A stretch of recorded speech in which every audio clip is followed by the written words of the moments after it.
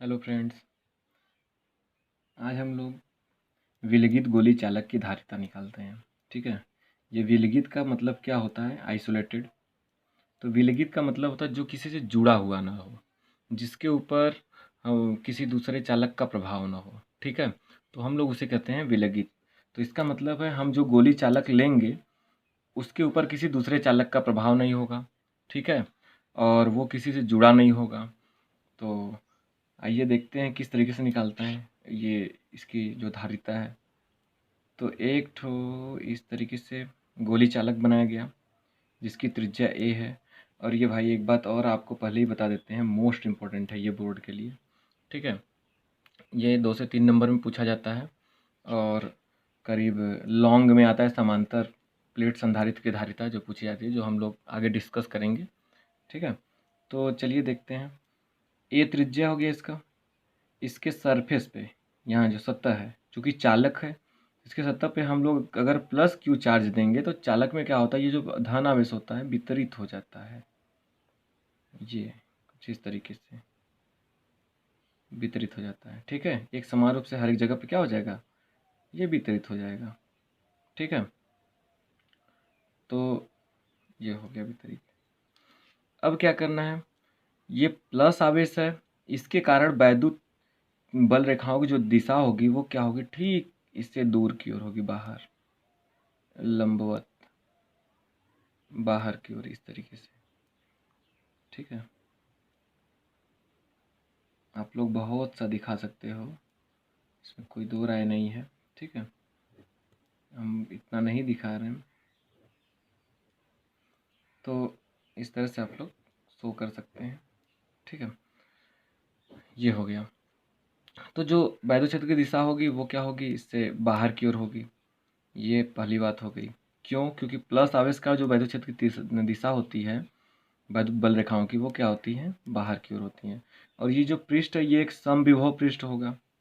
ठीक है। इसके हर एक बिंदु पर जो विभव होगा वो क्या होगा, एक समान होगा।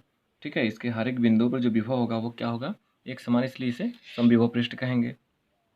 दो बात क्लियर हो गई। उसके बाद हमको इसकी जो है धारिता निकालनी है। ठीक है। तो धारिता निकालने के लिए आप लोगों को बताए थे।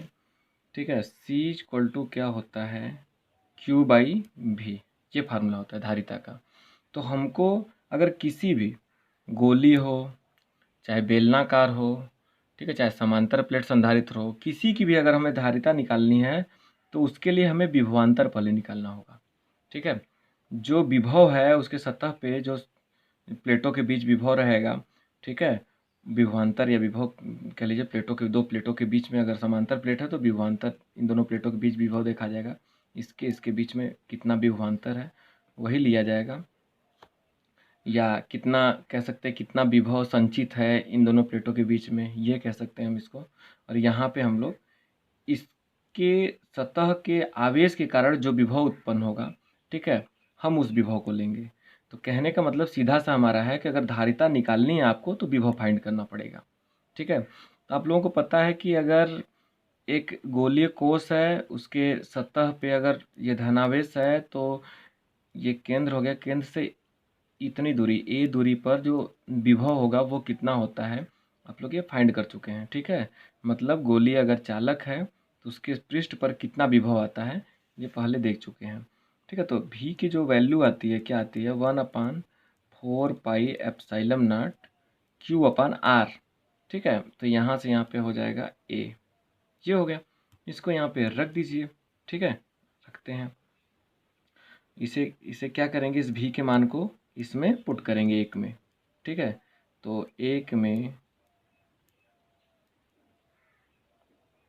सॉरी दो बार लिख दिए, एक में भी का मान रखने पर देखते हैं क्या मिलता है। C equal to Q upon 1/4 pi epsilon not Q upon A. ये हो गया, क्यू से क्यू कटा, 4 पाई एप्सिलॉन नॉट क्या होगा, इस तरीके से पलट जाएगा ऊपर। तो सी इक्वल टू हमको मिल जाएगा, क्या मिलेगा, 4 पाई एप्सिलॉन नॉट ए। ठीक है। एक बात और आप लोगों को क्लियर करना चाहता हूँ कि यहाँ ये जो गोली कोष रखा गया है, ये निर्वात में रखा गया है। कहाँ रखा गया है? ये निर्वात है, ठीक है, या वायु कह सकते हैं। तो इसकी जो विद्युतशीलता होती है, क्या होती है? विद्युतशीलता, ठीक है। इसकी जो विद्युतशीलता होती है वो क्या होती है? एप्सिलॉन नॉट होती है, ठीक। एप्सिलॉन नॉट, इसलिए हम लोग यहाँ पे एप्सिलॉन नॉट लिए हुए हैं। अगर मैं हम इसे किसी माध्यम में रखते, मान लीजिए निर्वात है तो ठीक है। अगर ये के परावैद्युतांक का, ठीक है, यही क्या हो जाता, के परावैद्युतांक का माध्यम हो जाता है, ये निर्वात न रह के परावैद्युतांक का माध्यम हो जाता है। के क्या है? माध्यम का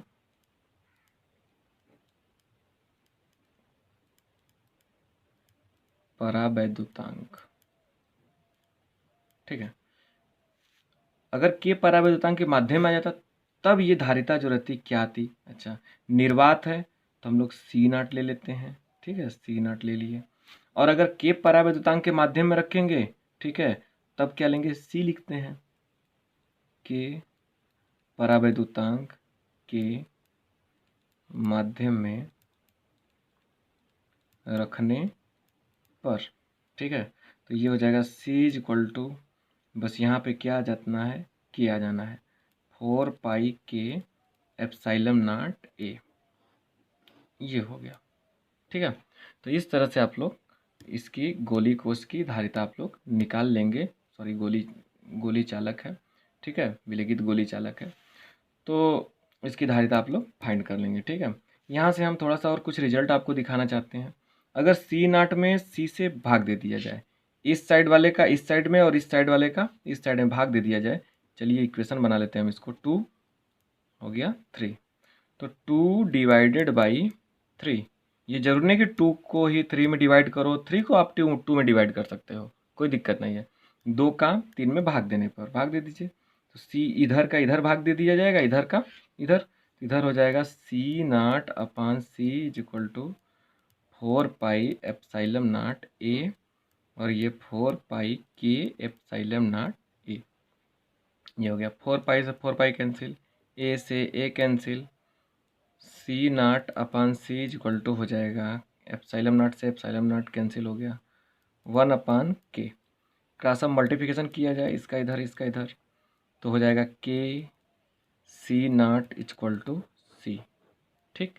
ये इस तरह से आपका हो जाएगा। तो यहाँ पे आप लोग देख सकते हैं कि ये निर्वात की विद्युत निर्वात संधारित्र का, सॉरी संधारित्र तो अभी आगे चलना है हमको, ये चालक की बात कर रहे हैं हम। तो निर्वात में अगर चालक है, ठीक है, जो चालक जो है ये निर्वात में, तो उसकी धारिता कितनी है? सी नॉट है निर्वात के लिए, और ये माध्यम के लिए है, इसकी जो धारिता है सी माध्यम के लिए है। तो माध्यम में जो धारिता है वो निर्वात की धारिता की के गुनी है, ठीक है। जो माध्यम में धारिता है वो निर्वात की धारिता की के गुनी है। ये यहाँ से आप लोग बात समझ सकते हैं, ठीक है। तो ये भी आप लोग रिजल्ट पेपर में लिख दीजिएगा कि माध्यम की जो धारिता होती है, यदि हम गोली चालक को माध्यम में रखें तो उसकी जो धारिता होगी वो सी नॉट की के गुनी होगी, ठीक है। अच्छा, इसके बाद क्या करना है हमको? यहाँ से अगर हम देखें, ठीक है, सी नॉट ले लीजिए चाहे सी ले लीजिए, तो हमको कुछ समझ में आता है, ठीक है। सी इज इक्वल टू है 4 पाई एप्सिलॉन नॉट के ए, ये सब नियतांक है, ये सब क्या है? नियतांक, ठीक है, ये सब नियतांक हो गए। सी इज इक्वल टू हो गया, सॉरी सी प्रोपोर्शनल टू, नियतांक को अगर छोड़ते हैं तो प्रोपोर्शनल आ जाता है, सी प्रोपोर्शनल टू ए आ गया। इसका मतलब क्या समझते हैं भाई? कि अगर हम इस गोली चालक की त्रिज्या को बढ़ाएं, अगर इसको बढ़ाएंगे तो इसकी धारिता भी बढ़ेगी, ठीक है। मतलब गोली चालक की जो धारिता है वो उसकी त्रिज्या पर निर्भर करती है, ये बात आप लोग ध्यान रखेंगे, ठीक है। अगर त्रिज्या छोटी होगी तो इस गोली चालक की धारिता भी छोटी, मतलब कम होगी, त्रिज्या बड़ी होगी तो गोली चालक की धारिता भी अधिक होगी, ठीक है। बात समझ में आई? और ये अगर बात आपको समझ में ना आ रहा हो यहाँ पे कि कैसे समानुपाती आ गया, ठीक है, तो इसको बता देते हैं आपको कि अगर मान लीजिए F is proportional to M A लिखा गया, ठीक है। तो इसको जब हटाएंगे हम लोग तो F इक्वल टू के यम ए, देखो नियतांक और बराबर आता है, ध्यान रखिए। और अगर नियतांक को और बराबर को अगर हटाएंगे तो प्रोपोर्शनल आ जाएगा। बस यहाँ पे यही किए हैं, बराबर को हटाए हैं और इस नियतांक को हटाए हैं। ये इतना पूरा नियतांक है, 4 की वैल्यू 4, पाई की वैल्यू 22/7, एप्सिलॉन नॉट की वैल्यू 8.85 10⁻12, के जो है ये आपका माध्यम का परावैद्युतांक है। ठीक है, ये सब के सब क्या होंगे, नियतांक हो गए। तो नियतांक और बराबर को हम छोड़ दिए तो क्या मिल गया हमको, ये प्रोपोर्शनल में चेंज हो गया। प्रोपोर्शनल मतलब समानुपाती। जो धारिता होती है, जो गोली चालक की जो धारिता होती है वो क्या होती है, इसकी त्रिज्या के अनुक्रमानुपाती होती है। तो इतना आप लोग कर लीजिएगा। ठीक है, यहाँ से एक बेस्ट रिजल्ट निकल कर आता है जो कि बहुत पावरफुल है, जिस पे 1 नंबर के प्रश्न पूछे जाते हैं टिक करने के लिए। वो क्या है कि अगर देखा जाए यहाँ से हम लोग C इक्वल टू फार्मूला पढ़े हैं कि अभी हम लोग देख लिए हैं 4πk∰A। ठीक है, ये हो गया। तो यहाँ से ये नियतांक हो गया। अगर इसको हम रेडियस मान लें, जिसका इधर क्रॉस मल्टीप्लिकेशन कर देते हैं C/A। ठीक है, और ये हो गया 4πk∰0 is equal to epsilon naught. तो एप्सिलॉन नॉट का अगर मात्रक लिखें हम, ठीक है, क्या लिखें, मात्रक किसका, इस एप्सिलॉन नॉट का मात्रक लिखें। तो इधर क्या लिखेंगे, C का मात्रक लिखेंगे और इधर क्या लिखेंगे, 4πk तो नियतांक है तो इसका कोई मात्रक होता नहीं है। ठीक है, तो A का मात्रक क्या होता है, मीटर। ए भाई दूरी है, त्रिज्या है, इसका सही मात्रक मीटर होता है। तो C का मात्रक क्या होता है, फैरड। A का मात्रक क्या हो गया, मीटर।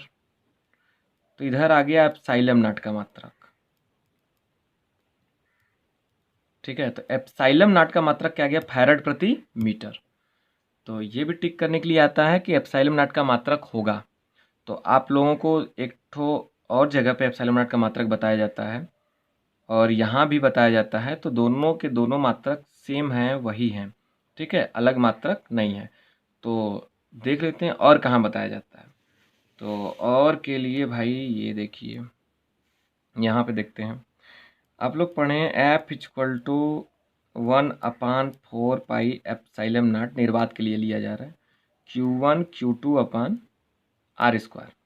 ठीक है, एप्सिलॉन नॉट का इधर मल्टीप्लाई कर दीजिए। Epsilon naught equal to 1/4 Q1 Q2/R²। तो अब मात्रक लिखते हैं। एप्सिलॉन नॉट का मात्रक बराबर हो जाएगा, ये 4 छोड़ दीजिए, Q आवेश है, इसका मात्रक होता है कूलाम। ठीक है, तो कूलाम इंटू कूलाम, कूलाम और कूलाम को मल्टीप्लाई करेंगे तो कूलाम स्क्वायर हो जाएगा। कूलाम को C लिखते हैं, C²। नीचे बल है, ठीक है, तो बल का मात्रक होता है न्यूटन, N लिखते हैं। इधर यहाँ पे क्या है, R डिस्टेंस है, दूरी है, तो दूरी का मात्रक होता है मीटर स्क्वायर। ठीक है, तो न्यूटन मीटर स्क्वायर हो गया। अब इसको ऊपर लेकर चलते हैं हम लोग। ठीक है, तो इसको ऊपर लेकर जाएंगे तो क्या हो जाएगा, C/2 मतलब कूलाम स्क्वायर प्रति, अच्छा इसको पढ़ेंगे कैसे, कूलाम स्क्वायर प्रति न्यूटन प्रति मीटर स्क्वायर, इस तरह से पढ़ेंगे, कूलाम स्क्वायर प्रति न्यूटन प्रति मीटर स्क्वायर। ठीक है, ये हो गया। अगर हम इसे ऊपर ले जाकर लिखना चाहें तो N इनवर्स मीटर/-2, ये आता है हमारा मात्रक। तो ये भी मात्रक सही है। ठीक है, और ये भी मात्रक जो फैरड प्रति मीटर है ये भी सही है। तो आप लोग अगर टिक मारने के लिए आता है तो आराम से आप लोग सही से टिक करिएगा। ठीक है, पेपर में कि गलत ना हो। दोनों के दोनों एप्सिलॉन नॉट के मात्रक हैं। ठीक है, यहाँ से ये एक टॉपिक क्लियर हो गया आपका, जो कि बहुत ज़बरदस्त इम्पोर्टेंट था। तो आइए देखते हैं नेक्स्ट क्या है। नेक्स्ट टॉपिक है आवेशित चालक की ऊर्जा। ठीक है, जो आवेशित चालक है उसकी स्थितिज ऊर्जा क्या होती है। आप लोगों को पता है कि अगर आप किसी चालक पर आवेश को संचित करते हैं तो उसकी ऊर्जा बढ़ेगी। ठीक है, आप किसी चालक पर आवेश को संचित करेंगे तो उसकी ऊर्जा क्या होगी भाई, बढ़ेगी। तो इसलिए अगर ऊर्जा बढ़ेगी तो वो ऊर्जा क्या होगी, किस रूप में बढ़ेगी, स्थितिज ऊर्जा के रूप में बढ़ेगी। क्यों स्थितिज ऊर्जा के रूप में बढ़ेगी, क्योंकि चालक तो कहीं गतिमान है नहीं, हम लोग इलेक्ट्रोस्टैटिक्स पढ़ रहे हैं, ठीक है। चालक कहीं जा नहीं रहा है, आ नहीं रहा है, तो उसके पास गतिज ऊर्जा तो होगी नहीं। अगर उसके पास गतिज ऊर्जा नहीं है तो उसके पास जो ऊर्जा होगी स्थितिज ऊर्जा के रूप में होगी, ठीक है। तो जो भी उसकी ऊर्जा बढ़ेगी वो वैद्युत स्थितिज ऊर्जा के रूप में बढ़ेगी। तो देखते हैं किस तरह से बढ़ेगी, ठीक है। मान लीजिए कोई चालक है, उसको हम डी क्यू आवेश देते हैं, ठीक है। डी क्यू डैश आवेश देते हैं अनंत अति सूक्ष्म समय अंतराल में।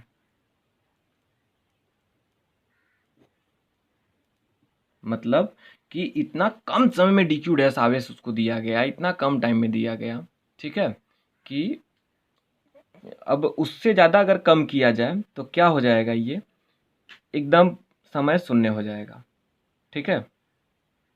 तो डैश ना लेकर के डी क्यू लेते हैं, ठीक है। चलिए, तो अब हमें क्या करना है, आप लोगों को जो फार्मूला है यहाँ से अगर v इक्वल टू देखा जाए तो q बाई सी आप लोग जानते हैं, या c equal to q by भी, ये जानते हैं। ये तो आप लोगों को 100% पता होगा, ठीक है। हम विभव निकाल रहे हैं यहाँ पे, तो हमें क्या करना है, q डैश कर देना है। अब ये q डैश क्यों किए, क्योंकि जो अधिकतम आवेश इसमें संचित होगा वो होगा q, और किसी टाइम पे, एट एनी इंस्टेंट, किसी टाइम पे जो आवेश इसके पास है, इसको जो टाइम, उस टाइम पे जो इसके पास आवेश है, जो कोई चालक है, मान लीजिए गोली चालक ही है, ठीक है, या समांतर हो सकता है, कोई भी चालक हो सकता है। तो इसको किसी टाइम, एनी टाइम टी पे जो आवेश दिया जा रहा है वो क्या है, क्यू डैश है, ठीक है। तो इसकी धारिता तो नहीं बदलेगी, ठीक है। ये नहीं है कि अगर ये चालक है, इसकी धारिता सी है तो किसी टाइम पे अलग होगी, किसी टाइम पे अलग होगी, वो तो नहीं बदलेगी। लेकिन अगर मैं आप लोग इसको आवेश क्यू डैश देते हो, ठीक है, तो उस समय इसका जो विभव होगा वो ज़रूर बदलेगा, क्योंकि आवेश से ही विभव बदलता है, ठीक है। तो अगर क्यू डैश आवेश है तो हम विभव भी डैश मान लेते हैं, ठीक है। तो चलिए देखते हैं, हमें क्या करना है कि हमें ऊर्जा निकालनी है, स्थितिज ऊर्जा, चालक की स्थितिज ऊर्जा, स्थितिज ऊर्जा, ठीक है। तो एक बात आप लोगों को ध्यान में रखना चाहिए कि ये कॉन्सेप्ट बहुत ज़्यादा जगह पे यूज किया जाता है कि किसी चालक पर किया गया कार्य, अगर हम किसी चालक पर कोई कार्य करते हैं तो वो जो कार्य होता है वो इसी के अंदर स्थितिज ऊर्जा के रूप में संचित होता है, किसी दूसरी ऊर्जा के नहीं, स्थितिज ऊर्जा के रूप में इसी चालक में संचित हो जाएगा, स्थितिज ऊर्जा के रूप में। यह आपको ध्यान रखना चाहिए। यहाँ भी ये पढ़ेंगे कार्य सामर्थ्य एवं ऊर्जा, वहाँ भी पढ़ेंगे ये। उसके बाद ग्रेविटी में आप लोग 11th में पढ़े होंगे, पलायन वेग में पढ़े होंगे, ठीक है। तो ये जो कॉन्सेप्ट है ये बहुत पावरफुल कॉन्सेप्ट है।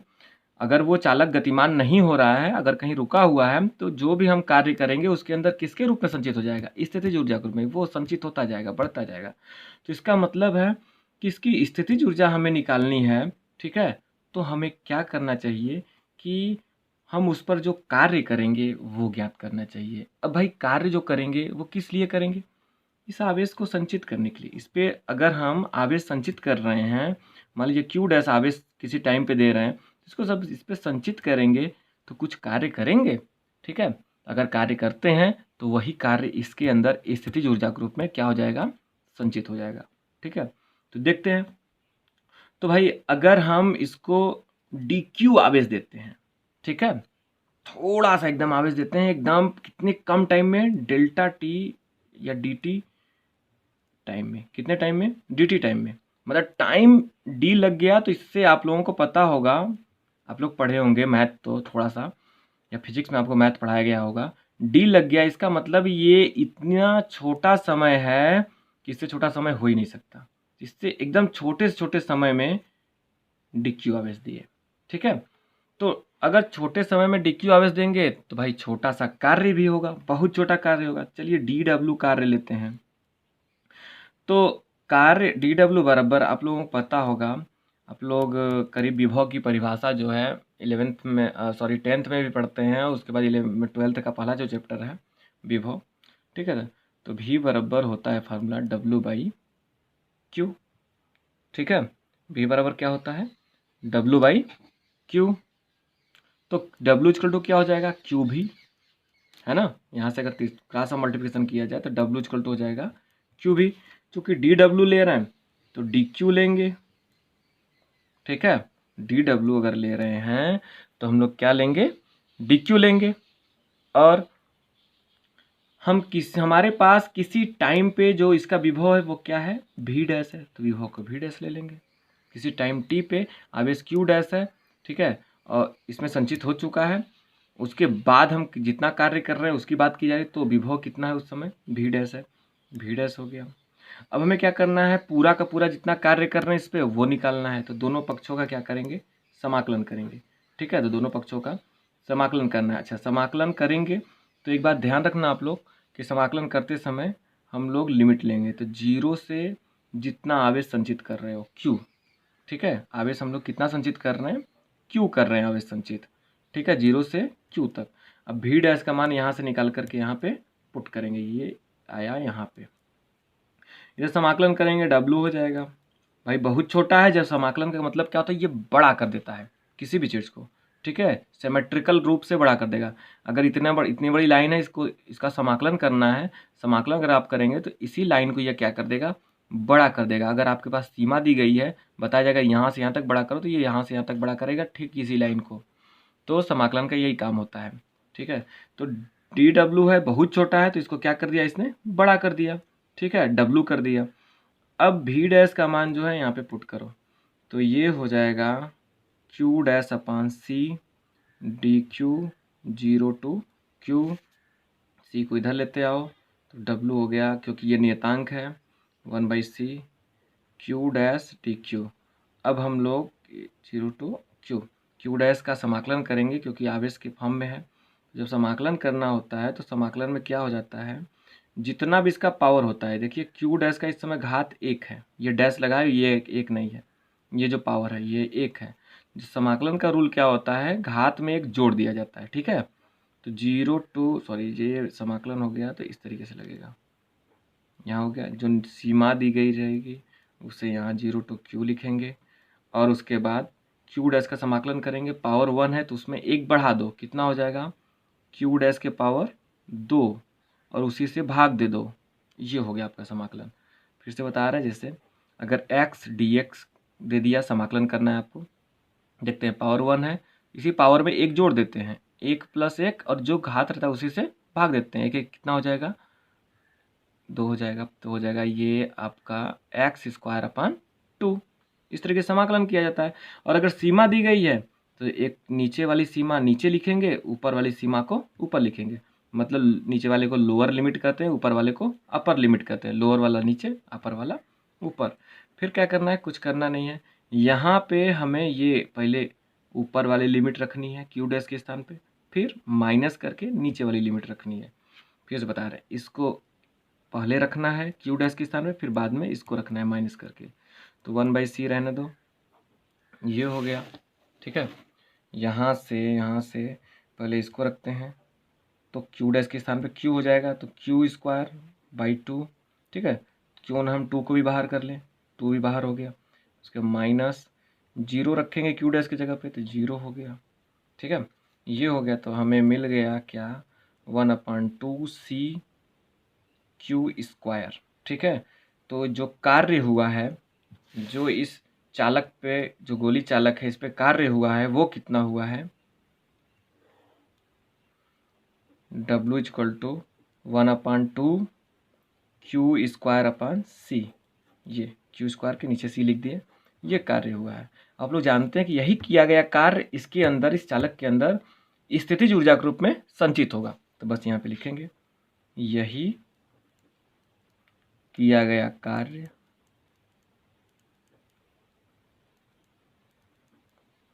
चालक के अंदर के भीतर स्थितिज ऊर्जा के रूप में संचित होता है। ठीक है, ये हो गया। तो बस U बराबर क्या लिख देंगे, W। ये हो गया हमारा। तो इसकी स्थितिज ऊर्जा आ गई 1/2 Q²/C। इसको कई फॉर्म में चेंज कर सकते हैं। चलिए देखते हैं और कौन कौन से फॉर्म में चेंज कर सकते हैं, वो देख लिया जाए।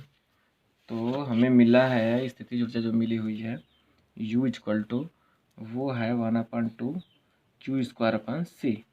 तो चूँकि पढ़े हैं आप लोग Q बराबर C भी, ठीक है, पुट करिए यहाँ पे C भी ²/C। तो 1/2 C² भी²/C, C से C कटा 1/2 C भी²। U तो एनर्जी जो है मोस्ट इम्पॉर्टेंट फार्मूला, इस फॉर्म में जो एनर्जी है बहुत तेज यूज की जाती है, बहुत ज़्यादा यूज की जाती है। ठीक है, तो इस तरीके से हो गया, इसमें कोई आप लोगों को दिक्कत नहीं होना चाहिए। तो ये जो फॉर्म है एनर्जी का, पोटेंशियल एनर्जी का, ये ज़्यादा यूज होता है। आप लोगों को एक बात बता रहे हैं कि सेम टू सेम यही जो फार्मूला है, ठीक है, जो स्थितिज ऊर्जा है, ठीक है, चालक की, तो लिखे नहीं, हेडिंग लिख लीजिए आप लोग। तो ये क्या था, चालक की स्थितिज ऊर्जा।